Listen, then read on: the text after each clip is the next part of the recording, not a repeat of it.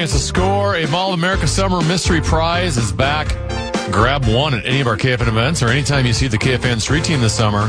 Then redeem it at Mall of America for discounts and exciting prizes.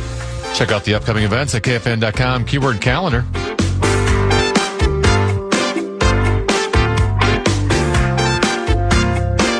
Couple 13-14 pass on Common. He is Kennedy. Have you ever used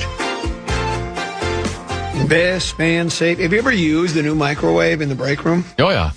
Basically every day. It almost seems it's quiet. It's very quiet. I don't even know if it's running. Yeah, that's it. I have to like double check it. Exactly. I think, well, it must be, did you have the trouble that I did the first time when I couldn't get the door open? It's got that meat sauce proof lock on it. I don't know why it needs to be locked. Well, because I think they just make them that way now, because what if a little kid, the microwave goes off and your little kid's at home and he reaches, he opens it up and then maybe pulls it out, it could spill all over him, right? So I think it's actually a good idea.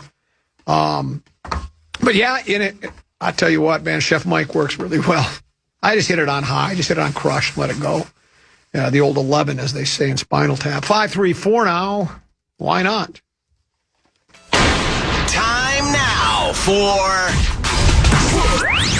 5 questions. Well, actually 3, but 5 sounds like more than 4. Brought to you by Willow River Company. Question number 1.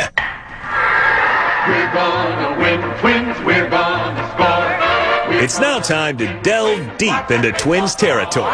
Crack out a home run, shout a hit, hooray! Cheer for the Minnesota Twins today. The Twins blew a 2-run lead in a 6-4 loss last night in Houston. Joe Ryan gave up 6 runs on 6 hits and 3 walks in 4 innings, including a grand slam to Yordan Alvarez in the 4th. The Twins ranked last in team defense, negative 34 runs, according to Sports Info Solutions, with negative grades at shortstop, negative 15, second base, negative 5, and third base, negative 5. The Twins, despite the highest bullpen ERA in the majors in June, finished the month with a 14-13 record. Common, your thoughts? Yeah, I saw those numbers too, particularly the defensive numbers, and I had no idea they were that bad. I knew we were struggling. Tom Kelly would... he'd not be happy because he was the one that Dark quoted when he said, if you can pitch and play defense, you give yourself a chance to win. And we just don't play defense. It's amazing we have the record we do without the ability to play defense. Our bullpen's a mess. And with Joe Ryan on the hill, we talked about this, Tenneby. Just yesterday, I think I mentioned this. And I brought it up 13, 14 different times, maybe 13, 1,400 different times. 100? Yeah, and I'm not the first. 100. And I'm not the first. Your ace, and right now our ace is Joe Ryan, and he really is an ace. He's that good. He can be. He's not Spawn or Sane and pray for rain, but he's really good. And then last night, he's the guy that's either, if you have a losing streak, he is there to stop it or he continue. You just figure you have a much better chance. You don't always win, but he gives any. And last night it was. I saw the inning where it came apart for him. There was a fielding miscue. There could have been a double play. Your guy, Royce Lewis. I don't know what to make of Royce. He's hitting a little better since he came back from the minors. I don't know how well. He still has a .218 batting average. I don't know if it's climbed from, was it 100 when he went to the minors? I don't know. But he's hitting better. He's swinging better. Though we flailed at one last night, too. Anyway. He botches a double play opportunity, then back-to-back walks by Ryan, including to the 9th hitter and then to Altuve. And he had Altuve looking and was called strike 3. They rang him up, right? And Joe starts heading to the dugout, and right away Altuve challenges. And guess what? It was not in the strike zone. Now my ball guy buddy, Nightlife, who you'll be playing golf with, played for the Gophers. Center fielder, gamer. He played with Steinbach. You mean Steinbach played with him? He said he doesn't like that because he says, well, yeah, he doesn't really. How did he say it? He's not a big believer in that. The technology for the challenge. how did he say it? I got it right here. He says, where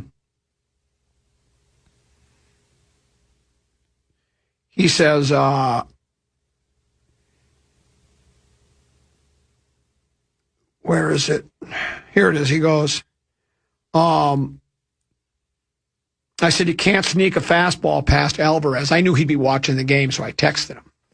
And I think it was actually a sinker, but he said, no, I saw it. Ryan got screwed on that walk. The ball caught plenty of plate, then went out.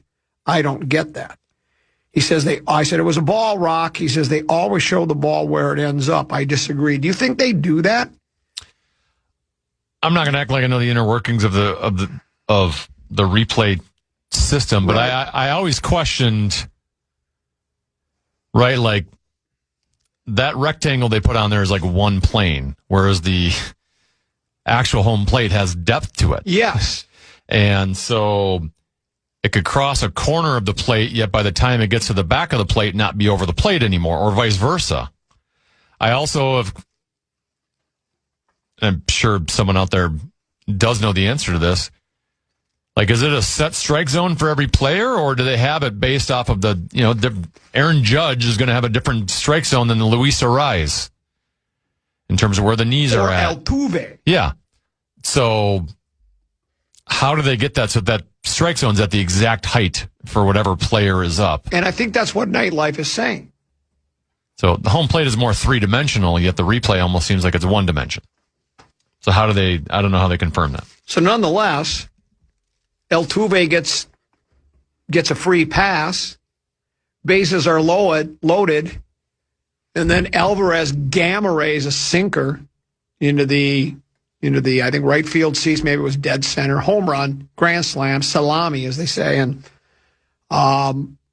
it's 6-4 then or 6 whatever, and that was it. I mean the Twins never did score, and so that was kind of a tough loss because I mean, if there is no such thing as the challenge system, let's go back. Is this the first year we've done it or second year now?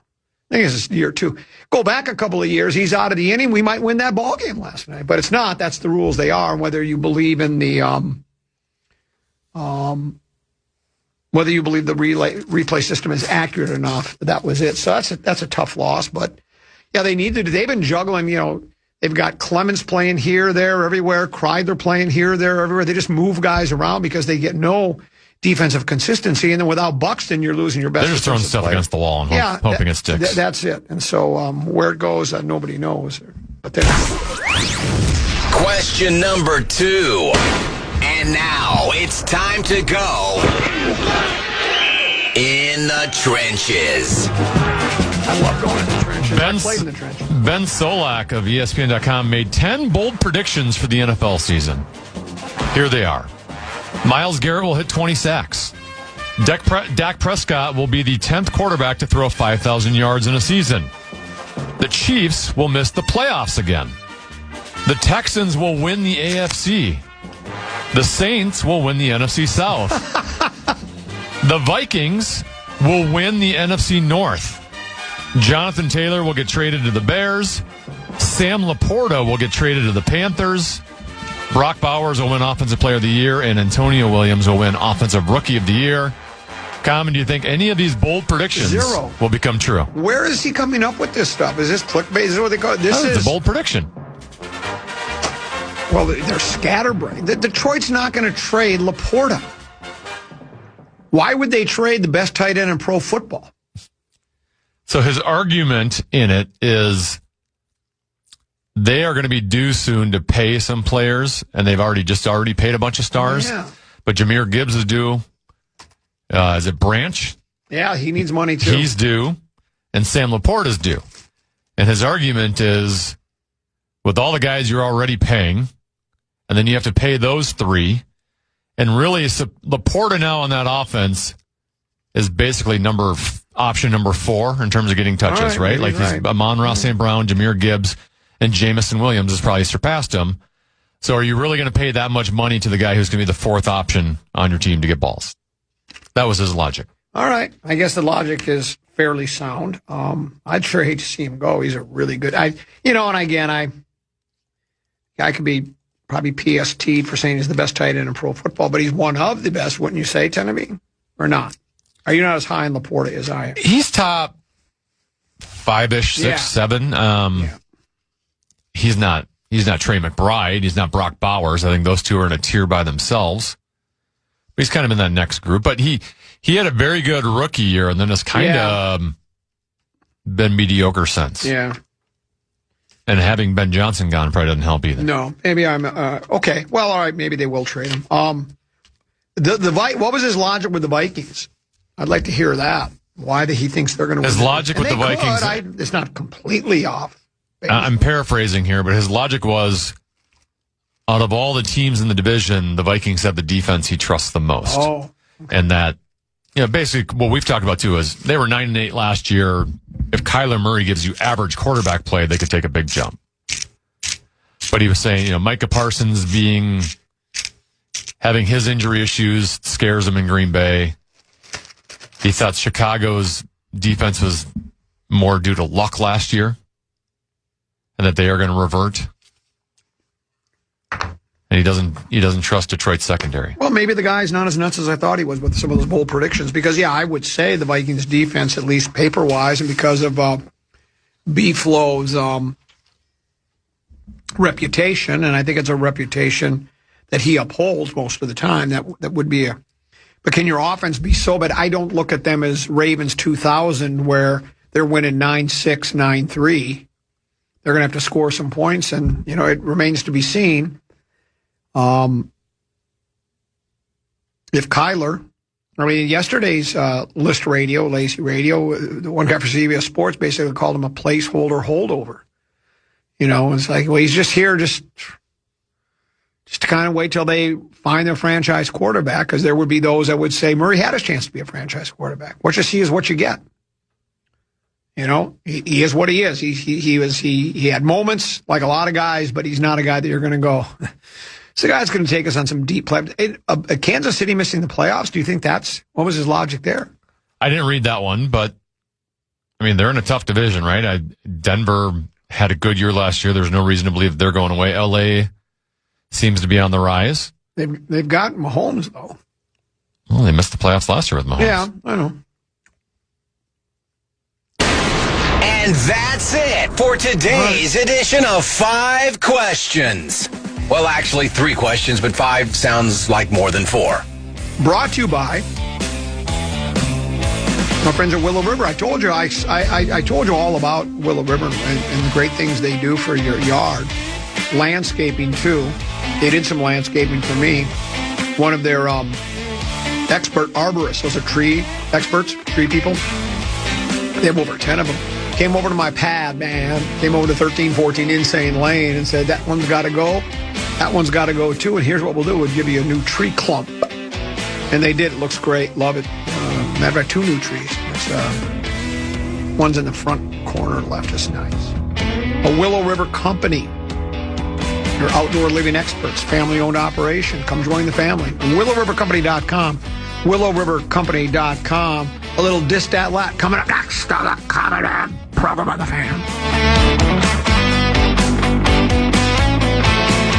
The Common Man. You are the only talk show host that I would actually pay money to listen to. Weekdays. For a Team USA watch party tonight, catch Team USA in action at Carboni's in Lakeville starting at 7 p.m.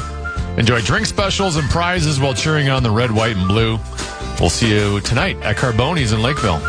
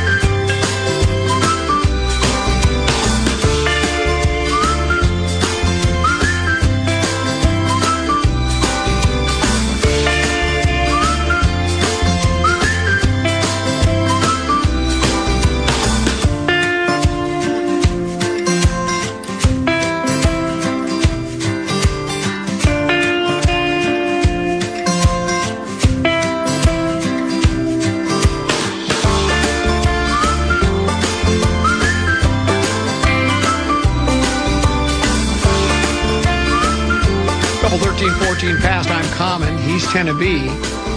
I apologize. I didn't even tease your appearance, Brian O, for Rock Talk. I forgot we were doing Rock Talk today. I always feel like everybody always listens to KFAN anyway, because I cannot, daily, at my other jobs, every single day, someone's like, love you on with Common. You still doing that? I'm like, yeah, no, every Wednesday. And, so I just assume that everyone listens all the time. And if they don't listen, they get updates from someone in their life who does listen. So I don't need a tease. I'm good. Or they find out about it through you have a podcast. I do, in fact, an award-winning podcast that is now just did episode 587 this morning. An incredible all-female local surf punk psych band called Black Widows.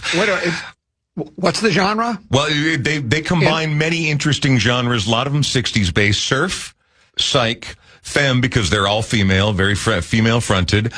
They also do a lot of harmonies. So surf, psych, punk. Yeah, absolutely. Surf, psych, punk. I like that. They're genius. Well, go check them out next Wednesday at Mortimer's. But yeah, they got a new great record out, and we talked about that. Mortimer's is right down on the corner of Lyndale and Franklin. Okay. You remember where, what was the Italian place that used to be right there? Mamma Mia's. No. Oh, why can't I think of it? It's right there. Funicello's. Anyway, you can't miss it. There's a big billboard. It's Mortimer's. It's right there, and they'll be there next Wednesday. And actually, tons of cool local bands play there. So there's get out, support your independent venues, find out more about the music in your community. But yes, the podcast is available on the free iHeartRadio app, and it's highly enjoyable. Not necessarily family friendly, but an enjoyable listen. The Blue Oyster Cult. Yeah. They did a song called Don't Fear the Reaper. Yeah, popular. Time now for the Grum Reaper, 10 to B. Oh.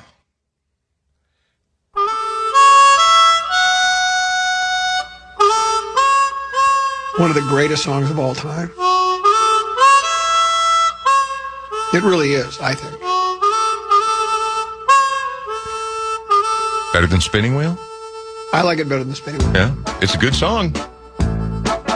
Listen to this voice. Pretty jaunty. This voice has been silenced by I'm not scared of dying, and I don't really care. I wonder if he still believes that to this day. If peace you find in dying, well then let the time be near. Now listen to the change in tempo. If peace you find in dying, and if dying time is near, Then bundle up my coffin. Cause it's cold way down there. I hear that it's cold way down there. Yeah, crazy cold way down there. Blood, sweat, and tears. When I die and when I'm gone, there'll be Lead singer. one child born and this world's carry on.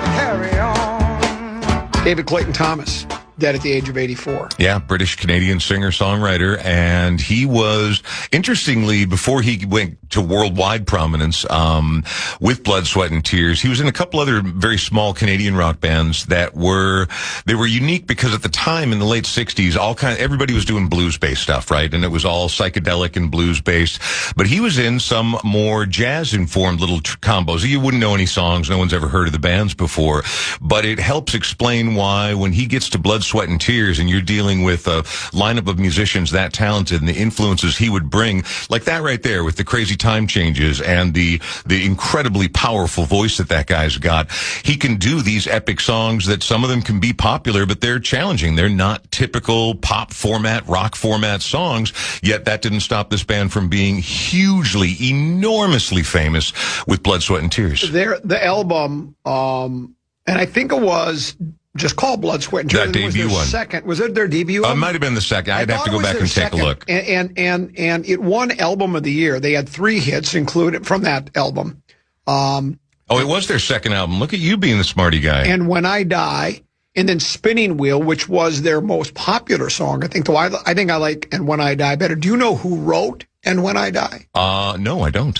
Laura Nero. Oh, really? That song. Yeah. Well, and again, another one of those names where, virtually nobody knows her, Correct. but she was as important a part of that Greenwich Village scene as anybody was. She was probably more well known for her writing than her actual performing. For I mean, sure. she was very good. She died of ovarian cancer at the age of 49. Mm-hmm. Her mother died of ovarian cancer at the age of 49. Yeah, no, we could do a whole thing about all the great ones we've lost to cancer, but every single person listening right now, if they haven't been touched by it themselves, they've got someone in their life, and it's brutal, man. A wild talent gone way too soon. Oh, she was idolized and pedestalized by some of the great names in music, too, including Todd Rundgren, I think, wrote a song about her, actually. That doesn't surprise me. I mean, talking heads like you and I can sit here and say, one of the greatest of all time, but when the peers and the people who've done the work and have put in the effort and have legacies in their own right speak so highly of someone like that, they don't just walk around handing that stuff out and telling everybody how great they think everybody else is.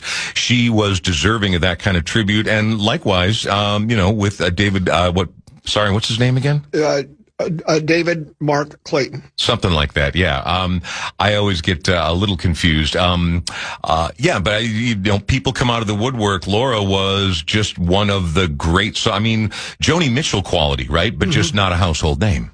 Blood, Sweat and Tears, there were, I think it was 8 or 9 members in the band. Yeah. They were that large. 2, 3, 4, 5, 6, 7. I got 10 in the picture in front of me, but yeah. And they had horns in them, as did Chicago, which is the same vintage, right? Yep, late 60s into early 70s, really the prime time, but then both would continue to do stuff after that. And rock music really didn't do a lot of the horn stuff, right? For the most part. That's what I was saying about the jazz stuff. It's like a couple of guitars and a drum, maybe an organ. Someone just reminded me that Blood, Sweat and Tears had the same producer as Chicago's first 11 albums. Oh, I didn't know that.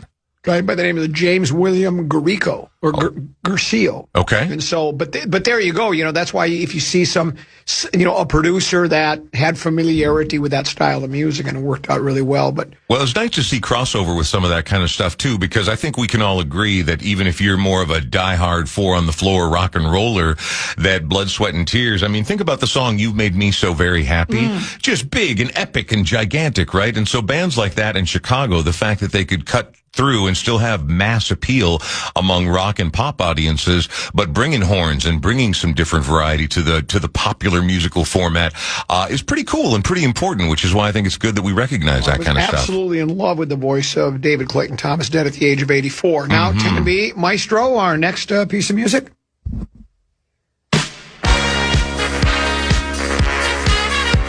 One of your favorite songs. Without question. Although, so here's the deal. I own every one of their albums, and I'm not joking. I've got 5 Village People albums. Okay, if they went and did stuff later into the 90s and stuff, I don't have it. But yeah, just got the news a couple days ago, or yesterday actually, that, in fact, it might have just broken this morning. I think that I first heard it. Victor Willis, the main guy, he either played the cop character or the naval officer character for the In the Navy era of the Village People. But he was the main brain. He was the primary voice. The voice you hear on YMCA, the voice you hear on Go West, the voice you hear, pick them, any one of them, that's him. He co-wrote all those songs. He's the main singer on that voice. He was although I'm reading some articles that, listen, Victor Willis, the longtime lead singer and frontman of costume disco group, The Village People. This article was clearly written by somebody who was not around when it went down. Yes, they were technically a costumed disco group. They were a costume disco. They were, it's accurate. Well, yes and no. They were much, much more than that. Obviously, they were incredible icons with the popularity of dance music and disco among the gay community. But they went on to, in fact, there's accolades for that song that we'll save when we talk on the other side of the break, because YMCA is a bigger song than you even think it is. I'm sure it is. I know. I can see the look on your face. They never did anything for me. I'm sorry. Well, that's fine. You don't have to like them. But I do appreciate them. Yeah, well, you need to respect them. Well, that's what it is. Respect. Exactly. Yeah, exactly. Let's take a break, come back. More with Rock Talk, Brian Oak, Common, and 10 to be right here on The Fan.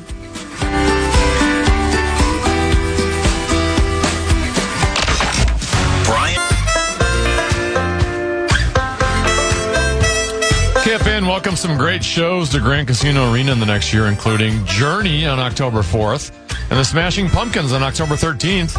Tickets are on sale now. Get the complete details on all of our upcoming shows on the concert page at KFAN.com. Keyword calendar. Say Smashing Pumpkins again like you do in the Smashing Pumpkins. YMCA. Do the Journey. And Macho Man. Oh, they had another song. I didn't. The Village People? Yeah, I'm not familiar. Macho Man, Go West. Nothing? In the Navy. Oh, I've heard the In the You Navy. can live the life of ease in the Navy. I've heard the In the Navy and the YMCA. You don't know the song Macho Man? I don't think so. I want to be a macho. Macho man. Macho, Sounds like I macho missed man. it. I must have missed it. I want to be a macho. Listen, you can say what you will, but I'll tell you this. Was it early 1970s? They were big mid. When was that? Mid to late 1970s, into the 80s. It spilled over. I was into Edgar Winter's White Trash. It was a different world for sure. You were on a different part of the musical spectrum for sure. But nobody short of the Library of Congress has described YMCA as, quote, an American phenomenon, end quote, and added the song to the National Recording Registry, which preserves audio recordings considered to be, quote, culturally, historically, or aesthetically significant. Doesn't matter who you are. YMCA cuts across every single potential demographic barrier that exists on the human spectrum. If YMCA is in that, what did it get into? It's the National Recording Registry? So should Murph's Unfinished Business. That he did for us. I mean, that's what I would compare it to. Yeah. So, so the YMCA. Okay. I went to I don't know if the Village People will ever perform at the new Mystic Amphitheater, but I was there on, was that Thursday night? I'm excited about this. I want the venue to be great. I haven't been yet because they are splashing out so large with this initial rollout of bands and things they're having to promote the place as a landing place. It's an incredible lineup moving forward here now that things have gotten rolling. What did you go out to see? Bob Dylan is going to be there, but he might be doing Monday. He might be doing a solo set. Did you see another one of his band members just quit? No. Up and quit. That's 2 now. Really? And I haven't been paying attention to that. The story was I thought I saw it in some music website today, or maybe it was even I don't think it was one of the fish wraps, but basically said, just want to let you know I wasn't fired. I'm just leaving. And so that's 2 leaving during the middle of the tour. And I wonder if it's like Bob's getting hard to work with or getting hard to work with. Yeah, well, I don't know if he ever was. I guess I don't know either. He's just such a particular type of dude. I imagine that you have to know how the game works if you're going to be in that circle. But who knows? I mean, it could be anything, right? It could just be bad timing and luck. It could be family circumstances. But, where there's smoke, often there's fire. I watched on television Farm Aid in Minneapolis last year, right? And he was one of the acts, and he wore like a hoodie on or something. He didn't want anybody to see. And literally, my boys were laughing until they cried because you couldn't understand a word. Said, "Tangled up in blue." He's harder to. It was terrible. Yeah, it was awful. It was terrible. It was awful. And it's a bummer. Well, that's because he's a living legend, right? And granted, it's even bigger here because he's one of us. Yeah. But it was not anything that I would call a performance. What you're doing right there is you're paying reverence to a figure who has done things longer than most of us have been alive. So he won the Nobel Peace. I understand. I get it. So he should absolutely be out there, and I understand why people want to be a part of his circle. But if it's based on that show from Farm Aid last year, I'm gonna pass. That was bad. Yeah, I'm gonna So pass. what did you go see out there? I saw the opening act was Don Felder of Eagles fame. He also did that song Heavy Metal from the movie of the same name. That's correct. Yeah. And then Randy Bachman and Burton Cummings and the Guess Who. Well, who? Guess Who? I don't want to do it. Yeah. I don't want to do it.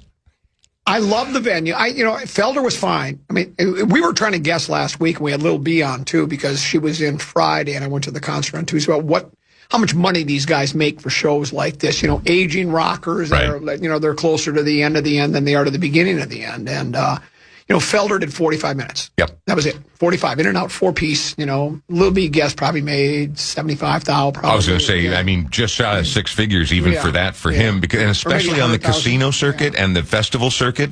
That's why so many bands try to hit as many of those as they can, or once you get on that circuit, because casinos are not constrained by the same financial concerns that your average venue is, because the real main source of their revenue, no matter how successful that amphitheater is always going to be the casino. And so they've got, to them, this is how we get people there to make money the real way we make money.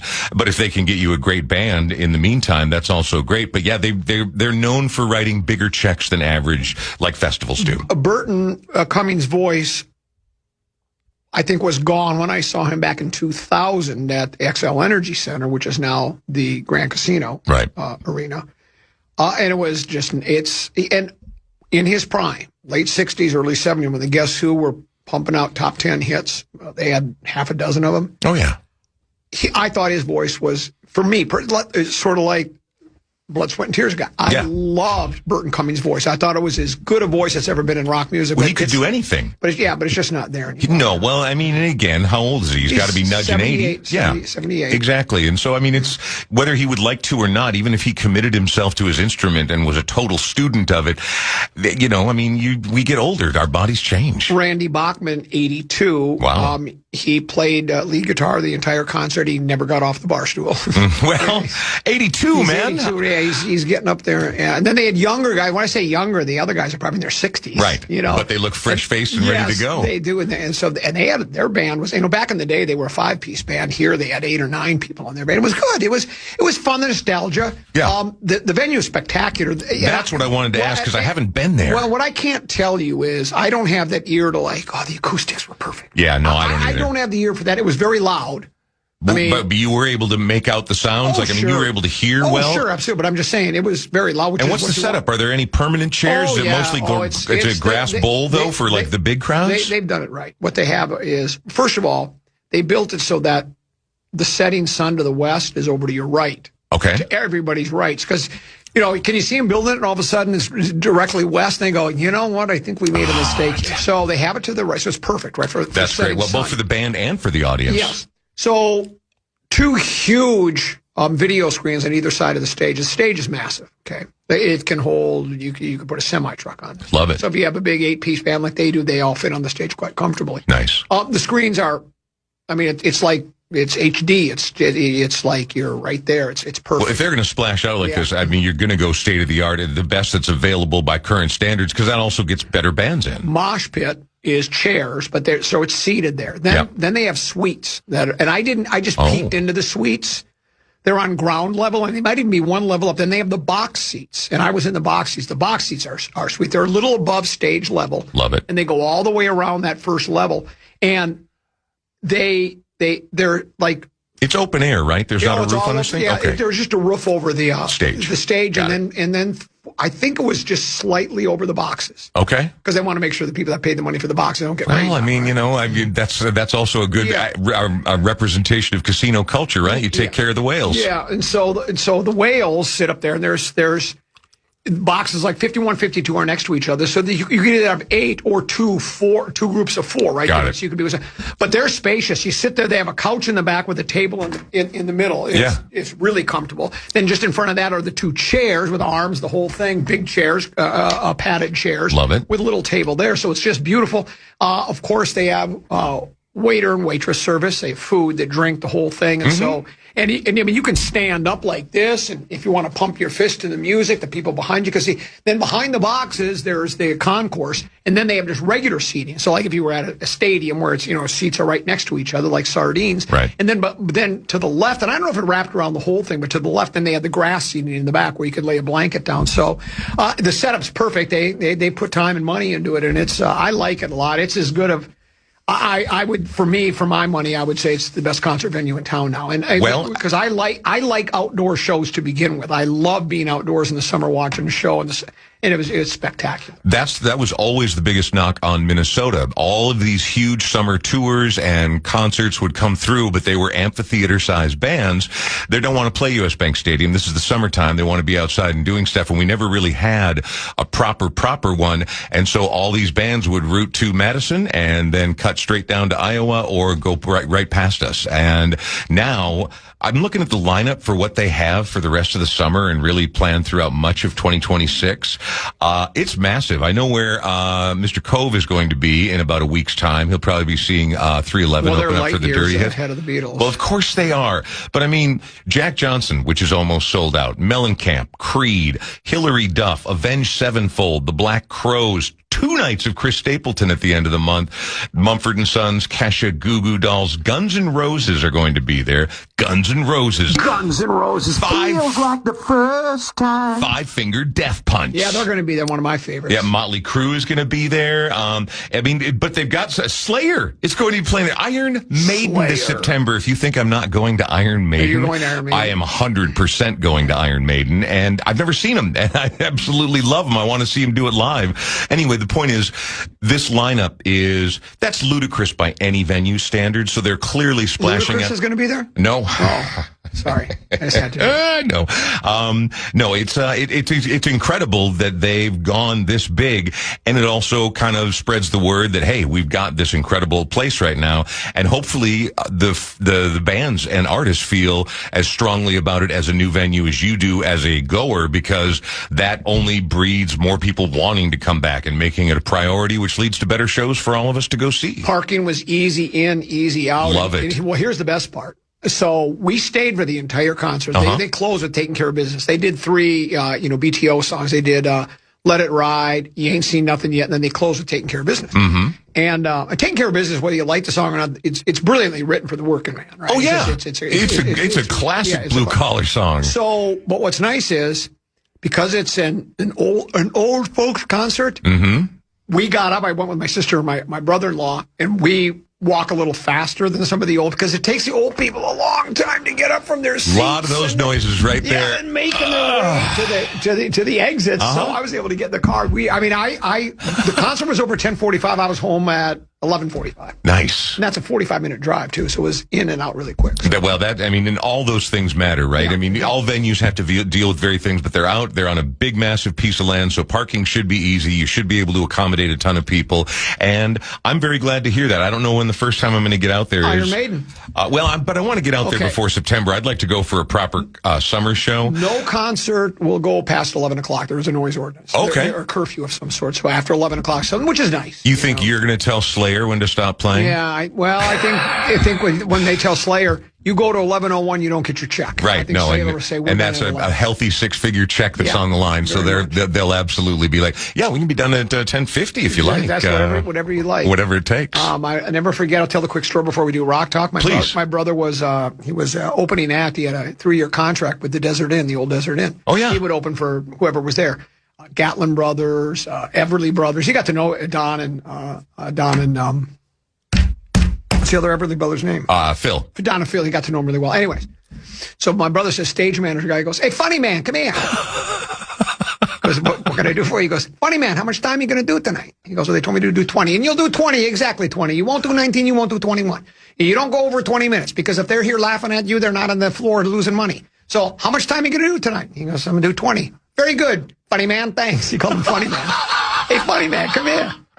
But just like a classic old school showbiz management. And that's what they do at casinos, because that's what they do.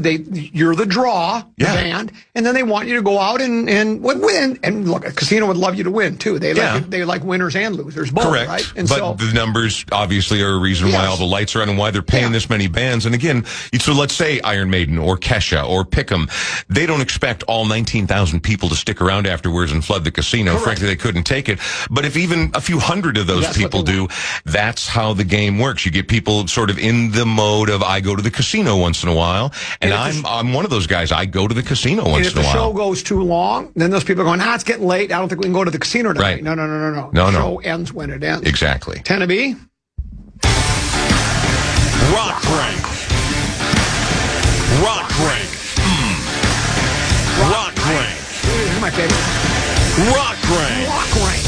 Here we are. Well, in 3 days, it's our nation's 250th birthday. We also have USA Soccer playing in the World Cup tonight. So I thought we'd get a little patriotic today for Rock Rank. I need Brian Oak to name his top 5 songs that have America or USA in the title. Does it have to? Can it be My Country 'Tis of Thee? Not really. Because, there was a bunch of patriotic songs that I didn't include because they didn't have USA or America or American in the title. I'm just trying to go by what your guy is telling me over here. My favorite? I just saw him last Thursday night. American Woman. Right. Stay away from me. It's a great song. It's a really amazing song. All right, well, let's go number 5, shall we? Number 5. Number 5. This one is the title track from a rather important and pointed statement from three guys out of the Bay Area who've been making music since the, well, technically late 80s, but really early 90s are when they happened. Rollers? Nope, although they probably have a song that says USA in it somewhere in a real chanty, fist in the air kind of way. No, I'm talking about Green Day and their song American Idiot. And again, he's not. I know the title. He's just saying, I don't want to be an American idiot. And he's talking about standing up for things like freedom and self-worth and valuing your fellow citizens. Right? It is the title track. And it's really part of a statement. In fact, that got so popular, it got turned into its own Broadway musical that I did go see Broadway musicals based on popular songs or things like that. It was good. It was not great. But the song itself in Green Day, I mean, You know about the Green Day musical? Yeah. I went to it as well. I was not impressed. Well, that's just it. It was, I mean, there were parts that seemed promising, but then when the characters start getting real theatery, you know how it goes. So that's my number 5, Green Day, American Idiot. Number 4. Number 4. Nice. Love that. Sounds very professional. I'll try to do my best here. Minnesota guy, hometown hero. Purple Rain came out and turned Prince into literally a household name globally. Prince was suddenly one of the biggest, if it weren't for Michael Jackson, probably the biggest name in music on planet Earth at that point. So how do you follow that up? Well, he came back with a pretty great and still very sort of fearlessly inventive album called Around the World in a Day. It's not one of his bigger hits, but there is a brilliant pro-America song on there simply called America. So look up Prince, America from Around the World in a Day. Great, great song. I don't think I've ever heard that one. It's a really good song. Number 3. Everybody knows this one, and this one speaks to something near and dear to many of our hearts. The legendary Tom Petty and his song "American Girl." I mean, it just the opening, and then it becomes thundering by the end of it. It's one of my very favorite songs of his. And Randy Bachman came up with. Now I'm going back to the Guess Who, because I live in the past. Randy Bachman came up with, he was just screwing around and came up with a dun dun da da da da dun da dun. He came up with the riff, and then they did the song, and all the lyrics were ad-libbed by Burton Cummings. Just say, start singing. So he just started making up words to it, and that became the song. Well, because there's that part of the song that's like the scatting loose sort of boop-a-da-ba-dee-ba-da. Don't be hanging around no more. Right. Don't want to see your fate. Now they thought that song was anti-United States. Right. That being, we don't need your war machines. We don't need your ghetto scenes. Right. And they say that had nothing to do with it. He goes, those are the words they rhymed, and I was just winging the song at that point. What it was they liked the more conservative Canadian gals, because the American gals used to like that. Little too. They used to like to let their hair down. Yeah, baby. When you're chasing rock stars, that's what he said. He goes, they were just not as conservative, and that's so we just didn't. Americans came on a little stronger. It's too tempting. Yeah, exactly. Stay away from me. But anyway. A lot of opportunity out there. Yeah, a lot of opportunity out there. Certainly in the 60s and 70s. Number 2. Number 2, numero dos, is, well, a lot of people call her a one-hit wonder, and in the States she is considerably larger in Australia and the UK. We're going to go back to the first half of the 80s. Are you familiar with the song Kids in America by Kim Wilde? We're the kids in America. Whoa. Oh, yeah, you absolutely know. I may have heard it. Yeah. Oh, well, I mean, it's about as awesome a synthesizer-y new wave anthem that 80s pop music produced in the first half of the 1980s, the first half of that decade. It was absolutely a great song. And for me, it's my personal number 2.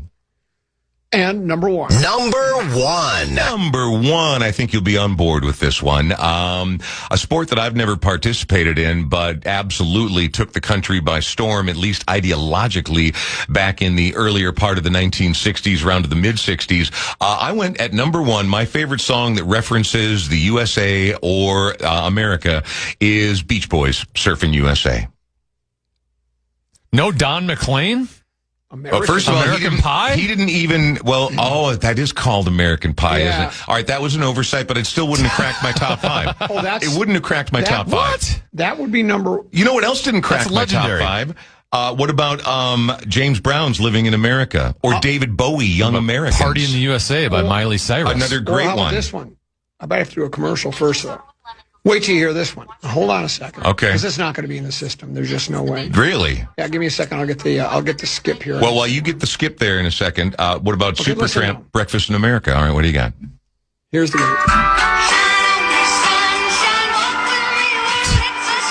Hippity-doo-dah day. In the whole USA. Now listen how cheesy it is. Good morning, morning. Hello, sunshine. Wake up, Sleepyhead. Who is this? Why'd we move that Bojangle clock so far away from me? Here's why. Just one more minute. That's why we moved. One more minute in bed together, snuggling. One more hug or two. Do you love waking up next to me as much as I love waking up next to you? You make the coffee, I'll make the bed. I'll fix your lunch and you fix mine. Wow. Now tell me the truth. Do these old shoes look funny? Honey, it's almost 9. Listen now. Now you be careful, gotta I'm getting goosebumps. I clearly. Beautiful day. and kiss the Happiest girl. That's Donna Fargo. Donna Fargo. Fargo, that was a #1 country hit in 1970. You can see why. I mean, that's a perfect couple living a perfect life. I'll make the coffee, you make the bed, we'll make our lunches ourselves. I'll make your lunch, you make mine. Those are people in love. Now, that's obviously very early in the relationship. Clearly. Yeah, Clearly. is that what it's like these days? Probably not quite the Just same. one moment more. Yeah. I'll make your lunch, you make mine. Yeah, I don't think it's No, working not. I don't think That's the that's greatest it. song in the world over the USA. What about Common? You like Grand Funk Railroad? We're an American band. American band. That was also on my list. What about John Mellencamp, ROK in the USA, Childish Gambino, You didn't This Is born in America. USA. By Bruce Springsteen. Bruce Springsteen. It's not in my top 5, man. It's a great song. It's legendary, obviously. What about Estelle and Kanye West, American Boy? If you come over here and look at my also ran list, you'll see that it's That's a right good song. there. It's a great song. Neil Diamond's got a song called America. Eurythmics have a song called King and Queen of America, but nobody knows that one. Kansas has a, since we're talking old school bands, Song for America.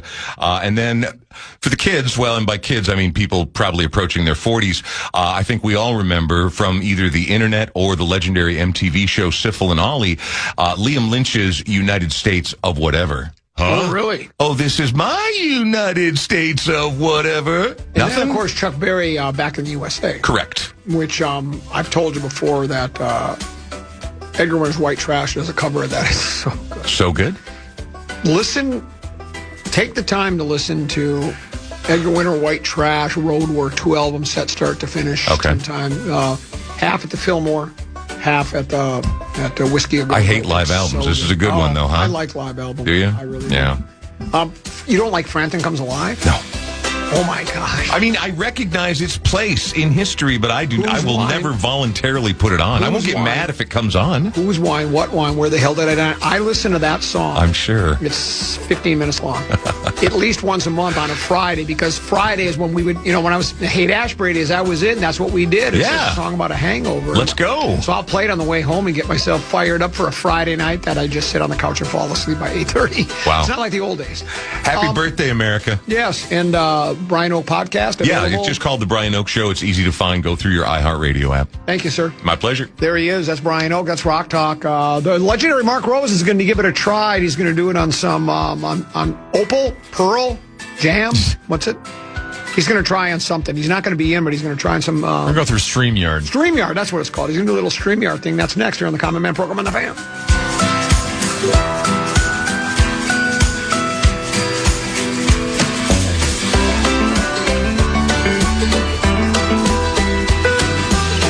Mark Rosen joins the Common Man next. Give me more drugs. On